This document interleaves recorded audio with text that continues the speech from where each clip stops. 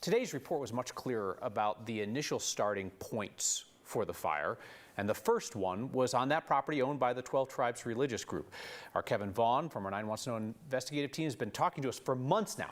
Kevin, this property was one of the focuses of the fire investigation, but we learned some new information today. Kyle, we now have a clear picture of exactly what happened on that property and the role it played in igniting the Marshall Fire. On Christmas Eve 2021, firefighters, a sheriff's deputy, and a park ranger checked out this fire on 12 Tribes property and deemed it safe. They approved the plan to bury it after it burned out. 6 days later, high winds uncovered embers still smoldering there and ignited the Marshall Fire. Today, District Attorney Michael Doherty said there is no evidence the people who started that fire did anything wrong. And if we were to tell you that we were filing charges today, I imagine some people would cheer that decision because of how much people have suffered in this community.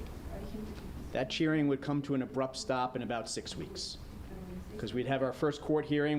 We have to show a judge that we have evidence to move forward with a criminal prosecution, and a judge would dismiss this prosecution for a lack of any evidence.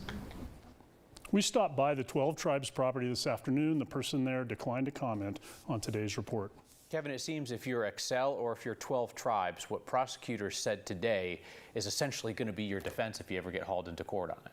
Absolutely. I mean, in the 12 Tribes place, the DA pointed out that the fact that firefighters, a sheriff's deputy, and a park ranger had been there and checked out that fire 6 days earlier made it impossible to file charges. Kevin Vaughn, thank you.